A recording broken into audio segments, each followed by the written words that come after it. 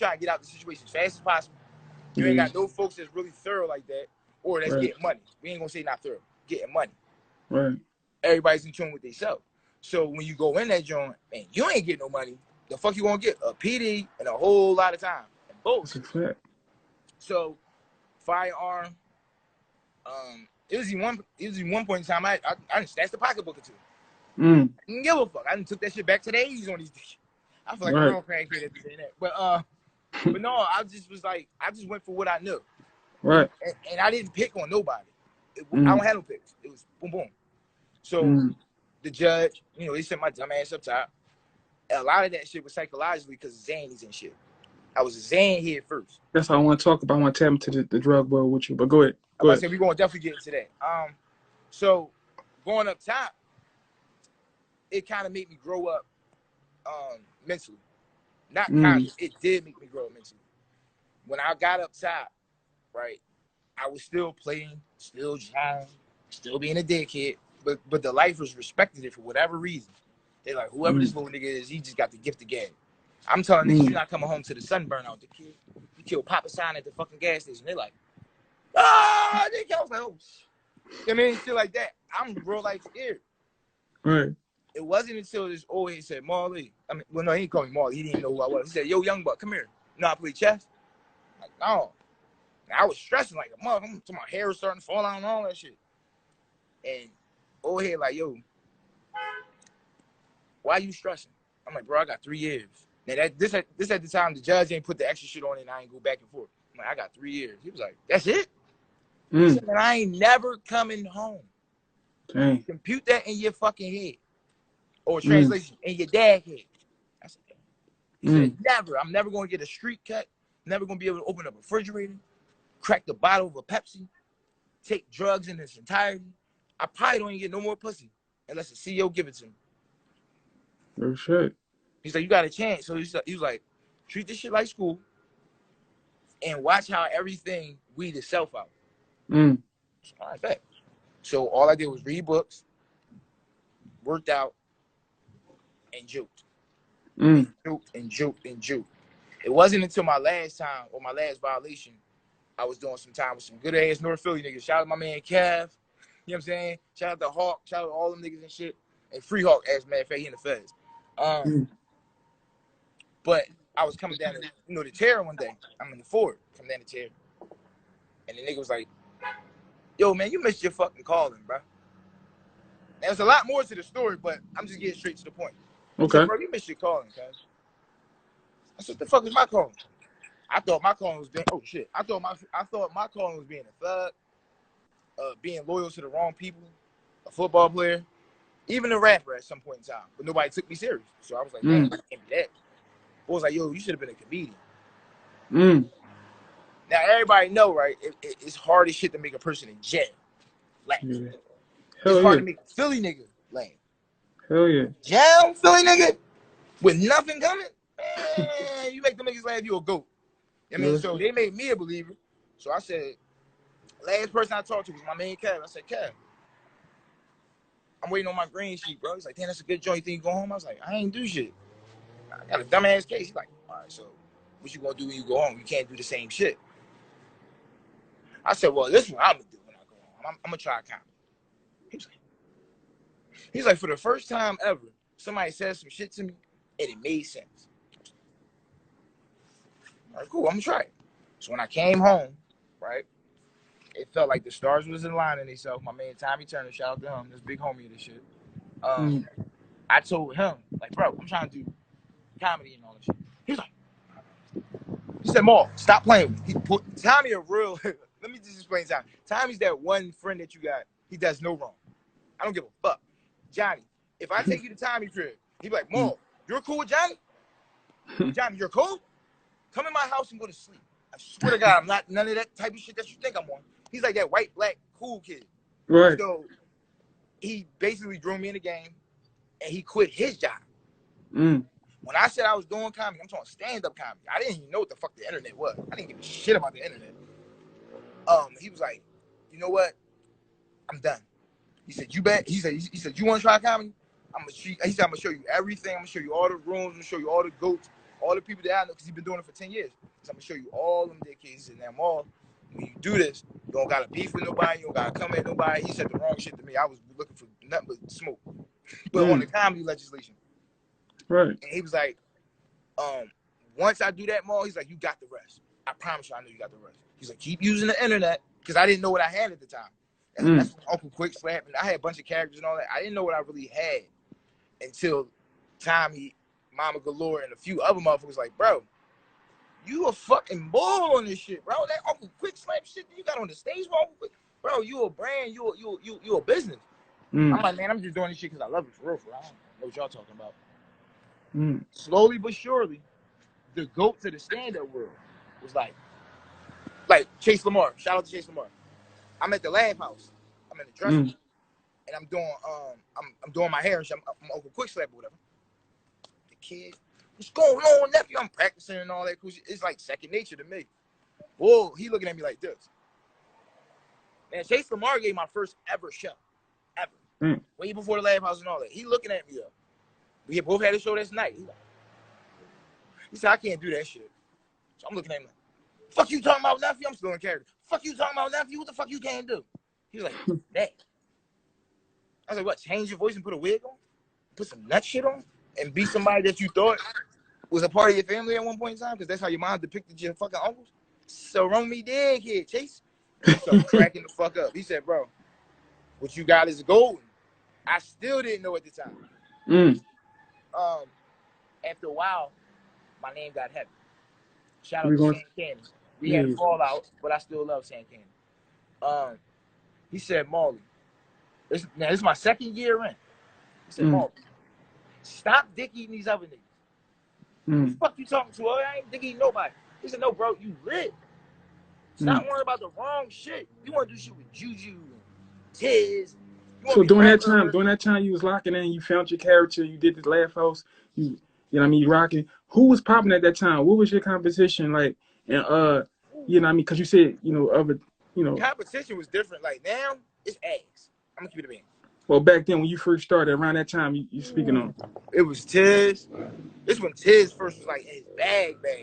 He still doing roots. Tiz, Dame, Rich, AJ Dollars, You the Bad Boy, Boo, got you cracking the fuck up, Humir, and a slew of other niggas that I used to watch, like Q-Cheer. I used to be like, these niggas is ghosts.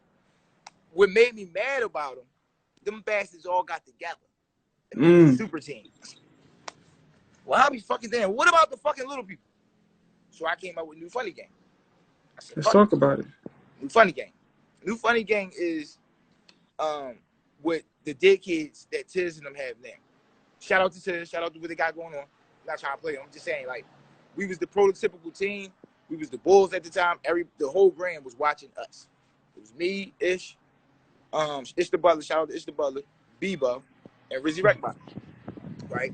We had a few other people that people was bringing to me, and I couldn't deal with all that shit. I was getting high. I was worried about the stage. The chick still on my dick. I'm fresh Cobain, so it was like, I'm not trying to feel myself, but yeah, everything I touch is gold right now, so I just wasn't trying to take on too many projects. New Funny Gang was created because of shit like that. I said, Jordan ain't play with Pippen and all them. I mean, he ain't play with Bird and all them. I said, Magic ain't go over there with man, fuck all that. If we ain't got it, we gonna make do with the fuck we got. So I picked up Rizzy. That was my Pippen. And Rizzy was actually a rapper, right? Wasn't he a rapper? I have no idea. I saw him in a battle before with some braids. Right, he has a lot of shout out to Rich Club. Shout out to But go ahead. When he came to me as, bro, first of all, Merk put me on the Rizzy. And Merk was like, yo, I need you to do some shit with my man. Funny as shit, bro. He's not as consistent as you is. So at that time, I'm like, all right, let's play team ball. Where he at? What do you look like? He's like, he ugly as shit. He black as hell. He kind of look like you. I said, send him to me. That nigga came to me. He had the dreadlocks in his dad head. And he had the book bag on like, I'm ready to lock in. Let's get it. I was like, damn, I got 75. All the skits y'all see now, a lot of them was architected way before they even happened. Because that's how fast I be thinking and shit like.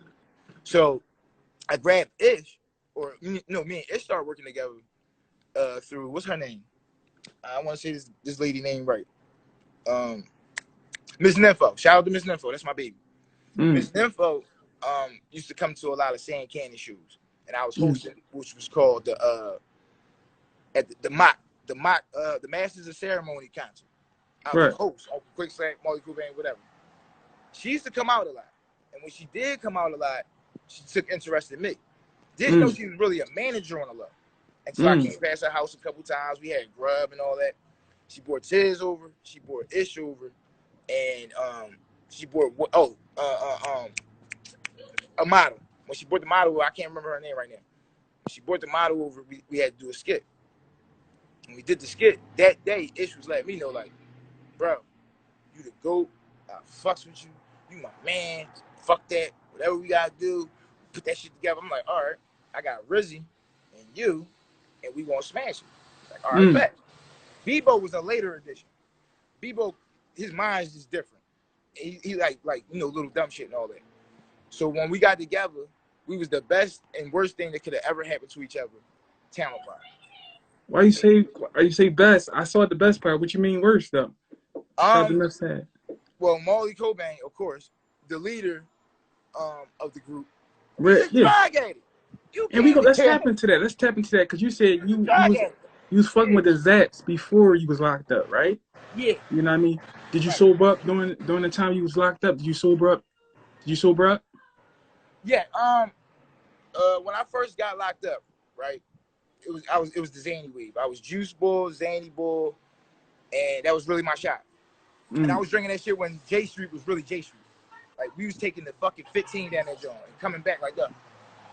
Ugly as shit, boys. Shout out to J Street. Right. I got incarcerated the first time, and when I came about it, the Zanfield, I was like, I didn't like how it went down because the detectives was at my joint. That's how I woke up. The detectives was right there. I said, "Oh shit, I killed somebody, dickhead." On some real nigga shit. So they like, we're going upstairs. I was like, and we going upstairs. Everybody knows the 55th district, Southwest detectives. You go up top, you fuck around and told on somebody. Something went down up there, joint. Well, Marl's tall, about 5'7" tall too. They took my dumb ass upstairs. They said, and pushed all these people in front of my face. I said, "What the fuck is this?" They said, "It had nothing to do with the case." Who them?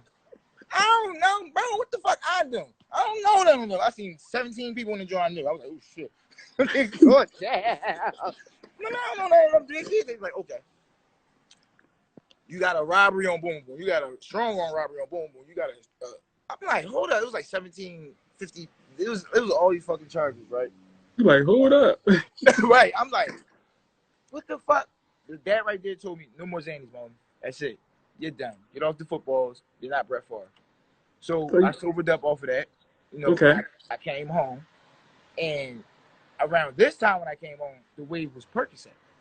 Yeah. Let me tell you about Perkins. Let's talk about it. A person could trick you out of a spot, right? So to speak. Like, for example, if I talk about eating ass constantly, but y'all don't know I only ate about 3 bitches' asses. Y'all gonna think I still eat a whole lot of ass. All I'm always talking about is eating ass. In all reality, I probably only eat 3 asses. Cool. I'm an ass man. So, I kind of lost my train of thought. Go ahead. Hold on. Go ahead. You were speaking on before that. You speaking on the Perks and saying. Okay, all right, boom. So when Perks first came out, right, I was Joey shit. I heard Meek Mill, talking about fucking a bitch off them Jones. He alley-ooped that bitch off that backboard. She threw it back. I slam dunking that pussy. That shit. I was like, so that what Perks do to make you slam dunk the pussy? He's like, oh, you don't feel shit. The Jones be numb as fuck. I'm like, I'm gonna try that when I go home. This is freak ball from the freak store. I like women, so fuck it. If I can last longer, you drug addict ass niggas, these bitches turning y'all out. But if I can last longer, extends my motherfucking situation. But I talked about it like I was a drug addict. Never was addicted. I never had all right, so you talk about me. All right, you talk about me. You talk about that. That was your first experience seeing me, and I'm glad you speak on that. I'm glad you spoke on that, man, because a lot of motherfuckers know it. Like, he got a lot of motherfuckers off them Jones, but he got a lot of motherfuckers on them Jones. you know what I mean, speaking about them, because sometimes you can speak about perk zanies and all that, but in the mix of speaking on it, you'll tell how the feeling, how good the feeling is and shit like that. And like, you know what I mean, let people know That your was a first good joint. experience. Let them know your first experience on the joint. Was it a 5? Let them know like how Me? you Oh feel. no, I'm stupid. I gotta go straight to the extreme. They're like, Mo, listen, this is a 15. And the effect, by the time you get the effects, that shit gone. Bro, you just dumped the whole fit in? Yep, fuck it. If I'm going to die, I'm going to die. I want to die happy, though. That shit kicked in. I was like, the Philadelphia, let me say this. Philadelphia definitely got hit hard, man. I talk about my habit. I talk about rap. A lot of rappers talk about it. A lot of comedians talk about it on my show. Shout out to Rizzy Rapbox. He actually explained. He's talked about his habit when he had it, whatever the case may be. We all got caught up. We got hit hard, and some people still going through it right now. So you know, I get real serious talking about this and being on this topic and shit. But I want you to speak on, when did you know it was a problem? When did you know it was, you know, starting to be a problem with you? And when did you was like, oh shit? When did you take a step back? Let the people know.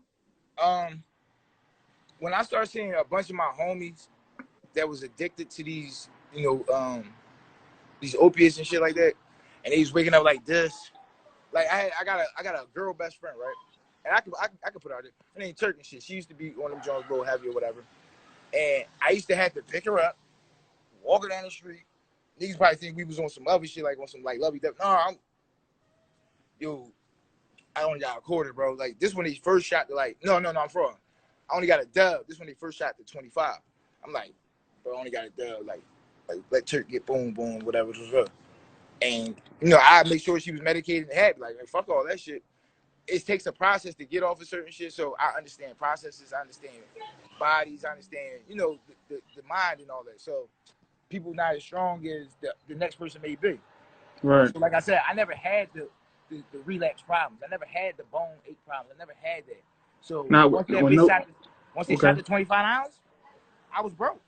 The fuck, I'm cool. I don't want them person. So I know you was talking about the pills. I know you was talking about the Zaps.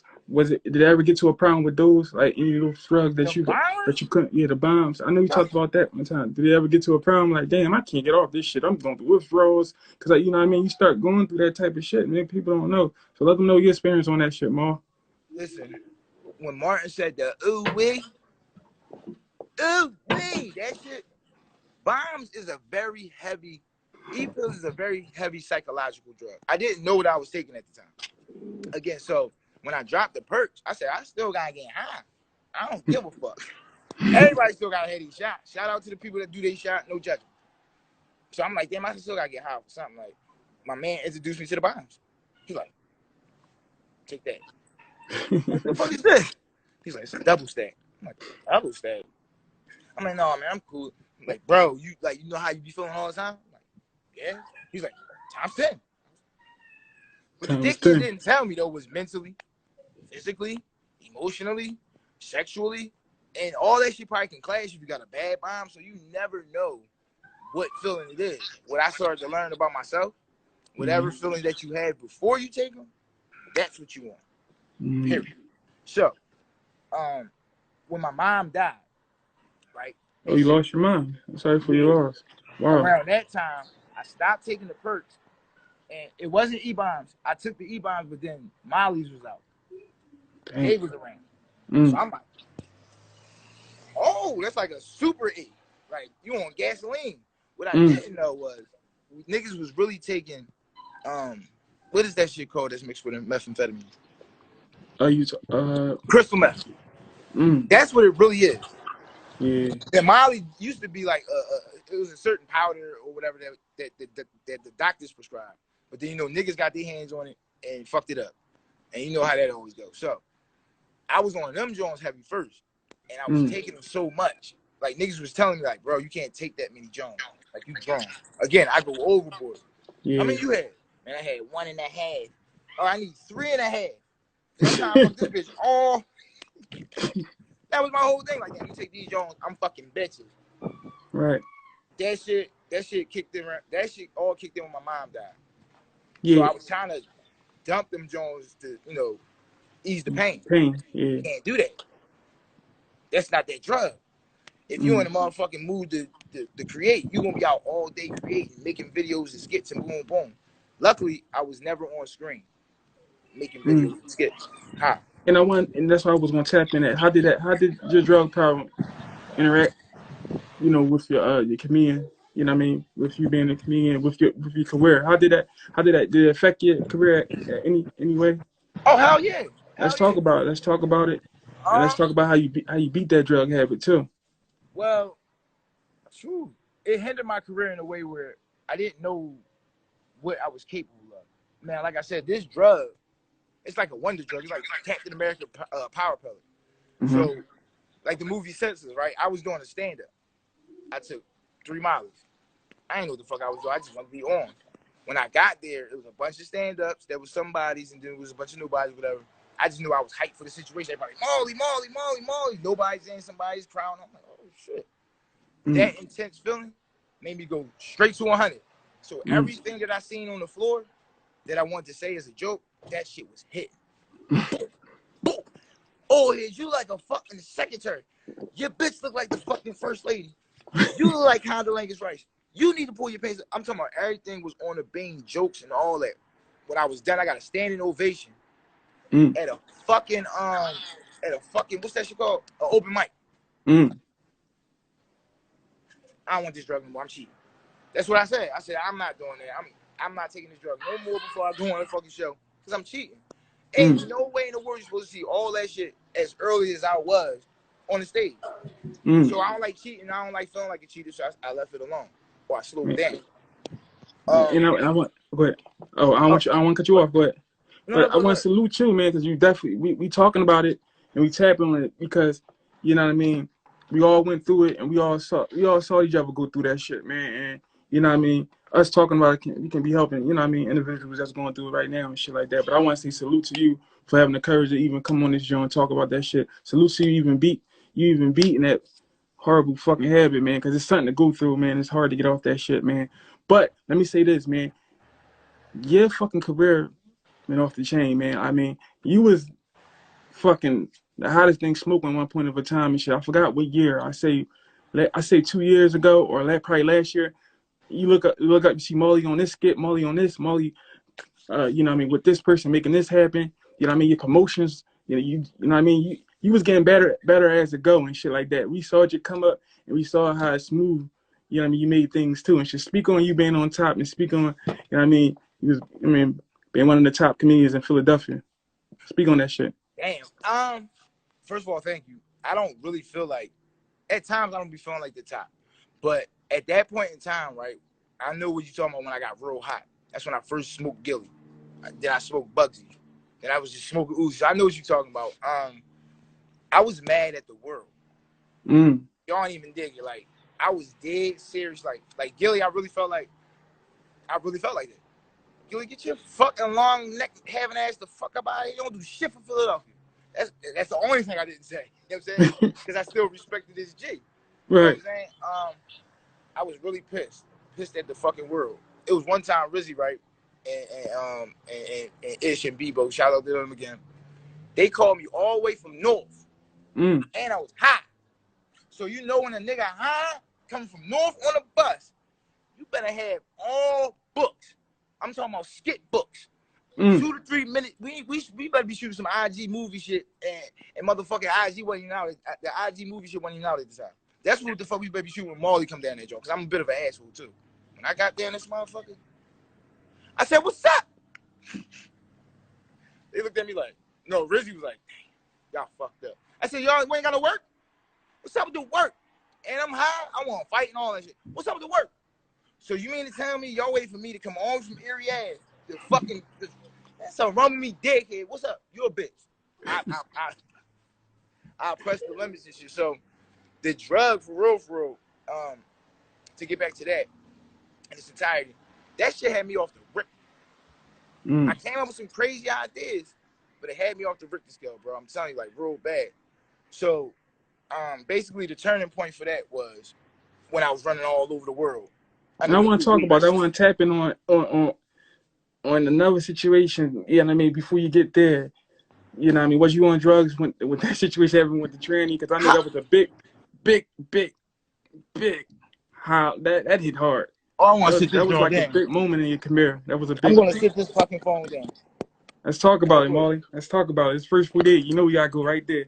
Let's tap on it. All right. So it's a story called